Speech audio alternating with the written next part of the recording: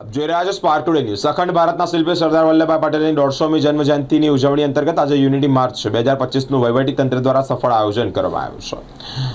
બોડેલી ખાતે પણ એપીએમસી ખાતે આયોજિત કાર્યક્રમમાં સંખેડાના ધારાસભ્ય અભયસિંહભાઈ તડવી, જિલ્લા પંચાયત પ્રમુખ શ્રીમતી મલકાબેન પટેલ, જિલ્લા ભાજપા પ્રમુખ ઉમેશભાઈ રાઠવા, મહામંત્રી ધર્મેન્દ્રસિંહ પરમાર, પદયાત્રા ઇન્ચાર્જ જયદીપસિંહ રાઠોડ, બોડેલી પ્રાંત અધિકારી ભૂમિકા રાવલ અને અનેક મહાનુભાવો ઉપસ્થિત રહ્યા છે। જિલ્લા પંચાયતના ચેરમેન શ્રીમતી ધર્મિષ્ઠાબેન, અરવિંદભાઈ રાઠવા મેડમને પણ આવકારી। આપણે એમની પદયાત્રામાં એટલા માટે જોડાવાનું છે કે એમને સાચી શ્રદ્ધાંજલિ આપણે જ્યાં સુધી યાત્રા પૂર્ણ નહીં થાય ત્યાં સુધી જોડાઈએ તો સાચી શ્રદ્ધાંજલિ।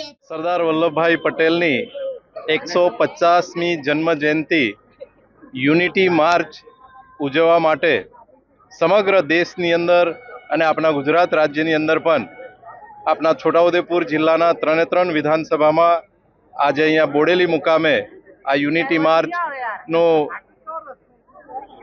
સંચાલન આજે નીકળવાનું છે। એમાં ખૂબ મોટી સંખ્યામાં અમારા આગેવાનો 139 વિધાનસભાના ધારાસભ્ય અભયસિંહભાઈ તડવી સાહેબ, જિલ્લા પંચાયત પ્રમુખ મલકાબેન તથા સૌ આગેવાન કાર્યકર્તાઓ, નગરના નગરજનો, વિદ્યાર્થીઓ સૌ સાથે મળીને રાષ્ટ્રની એકતા માટે અને આગળના સમયમાં સમાજ વચ્ચેની એકતા, રાષ્ટ્ર વચ્ચેની એકતા, ભાષાની એકતા, આ બધી રીતે એક ભારત શ્રેષ્ઠ ભારત બનાવીએ એવા લક્ષ્ય સાથે આજની આ પદયાત્રા અમે શરૂ કરી છે।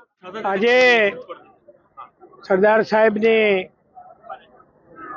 એકતા યાત્રા બોડેલી નગરમાંથી એપીએમસીમાંથી શરૂ કરવામાં આવી છે અને આ પ્રસંગે અમારા જિલ્લા ભાજપના પ્રમુખ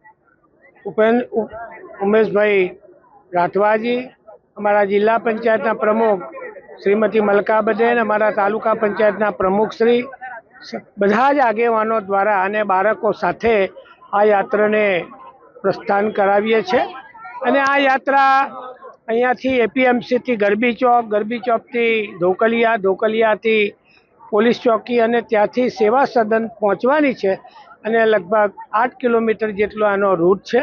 આ યાત્રામાં બધા જ બાળકો, આગેવાનો બધા જોડાયા છે। ભારત માતા કી જય।